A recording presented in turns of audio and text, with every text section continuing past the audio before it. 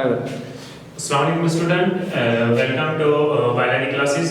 तो आज हमारा टॉपिक है biological molecules in protoplasm. All you know that biology is concerned with the basic structure and functional unit. They start from the subatomic particles, electron, proton and neutron. After that, electron, proton, neutron जो होते हैं ना, वो मिलकर क्या बनाते हैं? Atom बनाते हैं। एटम अगर हम यहीं पे लें तो वही एलिमेंट नेचुरली अक्यूरिंग क्या आ जाते हैं? एलिमेंट्स आ जाती हैं। अगर हम टोटल एलिमेंट्स ले लें, नेचुरल अक्यूरिंग एलिमेंट्स जो होती हैं वो कितने हैं? 92 एलिमेंट्स जो होते हैं यहाँ पे। अगर उनमें से अगर हम बायोलॉजी से रिलेटेड जो एलिमेंट्स कितने होते हैं, बायो एलिमेंट्स कितने होते हैं, वो हो जाएंगे कितने? 16 बायो एलिमेंट्स हो जाएंगे। जिसमें से अगर हम कहें उसको भी डिवाइड किया गया है, पार्टीशन किया गया है दो हिस्सों में। कौन से? बेसिक बायो एलिमेंट्स में जो एक मेजर आ जाते हैं और दूसरे क्या आ जाते हैं? माइनर आ जाते हैं। मेजर में अगर हम लें तो वो आ जाते हैं हमारे 6 जो हो जाते हैं वो बेसिक बायो एलिमेंट हो जाते हैं। एंड माइनर में कहें वो 10 जो हो जाते हैं बायो एलिमेंट्स आ जाते हैं। अगर हमें देखना ये है कि उसको मेजर क्यों कहा है एंड माइनर क्यों कहा है? मेजर क्योंकि ये जो 6 बेसिक बायो एलिमेंट्स होते हैं ना, ये हमारे बॉडी का 98 से लेकर 99% जो वेट जो हमारे बॉडी का बनाते हैं।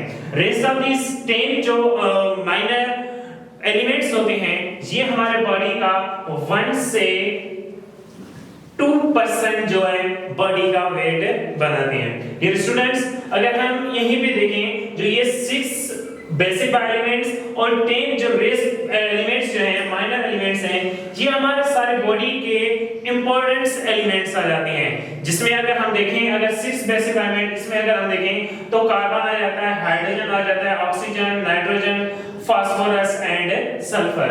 जो ये 6 एलिमेंट्स, 6 एलिमेंट्स होते हैं, ये हमारे मेन जो कंपोनेंट्स होते हैं वो बनाते हैं। लाइक दैट अगर हम यहाँ पे ले लें इनऑर्गेनिक कंपोनेंट, वाटर एमिनर्स। अगर जो ऑर्गेनिक जो कंपोनेंट्स होते हैं, जो ऑर्गेनिक जो होते हैं, वो मॉलिक्यूल्स जो होते हैं, वो कार्बोहाइड्रेट हो गया, प्रोटीन हो गया, लिपिड हो गया, न्यूक्लिक एसिड हो गया, वो बनाएंगे किसमें से? इस 6 में। इसीलिए हमारे बॉडी में जो भी ऑर्गेनिक जो मॉलिक्यूल्स होंगे वो कौन से? कार्बोहाइड्रेट हो गया, and second protein, lipids, nucleic acid. जो ये 4 मॉलिक्यूल्स हैं, जो ये 4 मॉलिक्यूल्स हैं, ये इनमें से मेजर मॉलिक्यूल से बनाए जाते हैं और ये हमारे बॉडी का 99% जो है ना वेट बनाते हैं। अगर हम यहाँ पे देखें कार्बोहाइड्रेट जो होता है, ये अगर हम सेल में लें, सेल में जो इंपॉर्टेंट कार्बोहाइड्रेट का जो रोल होता है वो कहाँ पे होगा? ये साइटोप्लाज्म में भी होता है। डिफरेंट अगर हम सेल मेम्ब्रेन अगर ले लें तो उनमें भी कार्बोहाइड्रेट जो प्रेजेंट होता है। अगर प्रोटीन लें तो प्रोटीन जो है, प्रोटीन अगर हम कहें वो भी सेल में उसका मेन फंक्शंस अगर ले लें। लिपिड का लें, डिफरेंट जो है ना जो मेम्ब्रेन्स हैं वो बना लेते हैं। अगर हम न्यूक्लिक एसिड लें तो न्यूक्लिक एसिड कहाँ जाता है?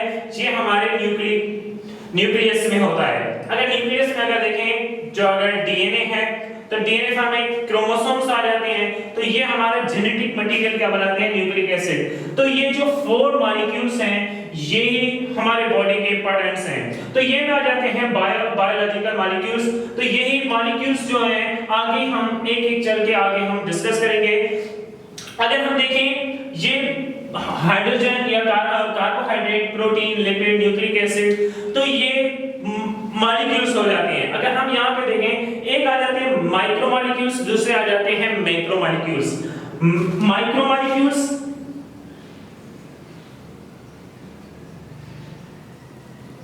माइक्रोमॉलिक्यूल्स एंड देन मैक्रोमॉलिक्यूल्स। अब देखें माइक्रोमॉलिक्यूल्स। माइक्रो मींस जो स्मॉल होते हैं, जो बिल्कुल उसको अगर हम आगे उसको डिवाइड नहीं कर सकें तो स्मॉल हो जाते हैं, तो उसको हम क्या कहेंगे? माइक्रोमॉलिक्यूल। सेकंड है मैक्रो, जो लार्ज मॉलिक्यूल आ जाते हैं। फॉर एग्जांपल अगर हम यहाँ पे ले लें जो कार्बोहाइड्रेट है, ये क्या है? मैक्रोमॉलिक्यूल है। प्रोटीन है, ये मैक्रोमॉलिक्यूल है। लिपिड है, ये मैक्रोमॉलिक्यूल है। न्यूक्लिक एसिड है, ये भी अगर हम देखें इनका माइक्रो क्या है, अगर यहीं पे हम ले लें माइक्रो मीन्स अगर हम कह सकते हैं यहाँ पे इनको monomer. Mono means mono means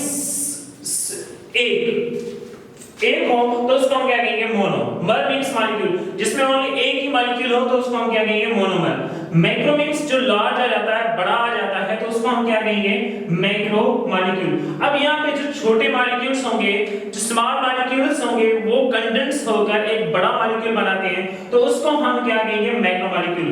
हम देखें यहाँ पे अगर हम माइक्रो मॉलिक्यूल हैं तो वो कैसे कंडेंस होते हैं, वो मिलकर एक मैक्रो मॉलिक्यूल कैसे बनाते हैं। तो सबसे पहले अगर हम देखें इसमें कोई भी एक मोनोमर, फॉर एग्जांपल हम यहाँ पे ले लेते हैं अमाइनो एसिड। अगर अमाइनो एसिड है, एक मोनोमर है किसका, प्रोटीन का।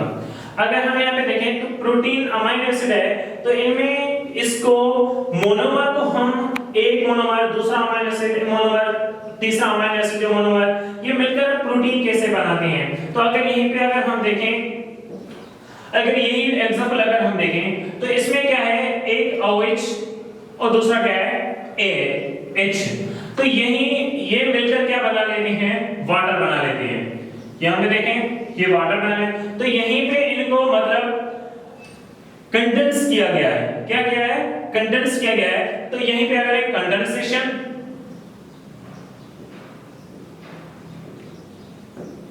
कंडेंसेशन मतलब किसी को मिलाना, कंडेंस करना, तो ये कंडेंसेशन। अगर हम OH हाइड्रोक्साइड एंड H जो होते हैं, इनको मिलाकर हम कंडेंस कर लें तो क्या बना लेते हैं, हम वाटर मॉलिक्यूल बना लेते हैं। तो यहाँ पे इनको हम क्या कहेंगे कंडेंसेशन। अगर कंडेंसेशन अगर हम देखें, कंडेंसेशन हम किसी भी मोनोमर्स को हम कंडेंस करेंगे, एक मैक्रो मॉलिक्यूल बनाएंगे, एट द टाइम उनका वाटर मॉलिक्यूल जो होगा वो एक्सक्रीट होगा, मतलब उनका वाटर मॉलिक्यूल जो होगा वो लिबरेट हो जाएगा, उनसे रिएक्शन से जो निकलेगा। फॉर एग्जांपल अगर हम यहाँ पे देखें तो एक वाटर मॉलिक्यूल निकल रहा है, तो यहाँ पे जो वाटर मॉलिक्यूल निकल रहा है, इसलिए हम इसको क्या कहेंगे, डिहाइड्रेशन। क्या कहेंगे हम, डिहाइड्रेशन। डी मींस रिमूव करना, क्या हाइड्रेशन मींस वाटर। इसी रिएक्शन से अगर वाटर रिमूव हो रहा है तो इसको हम क्या कहेंगे, डिहाइड्रेशन कहेंगे। अगर यहाँ पे अगर हम देखें दो ही मॉलिक्यूल्स हैं, कौन से OH और H आ जाते हैं, दो ही आ जाते हैं, तो इसीलिए हम इस रिएक्शन को क्या कहेंगे, डाइमर। क्या कहेंगे, डाइमर।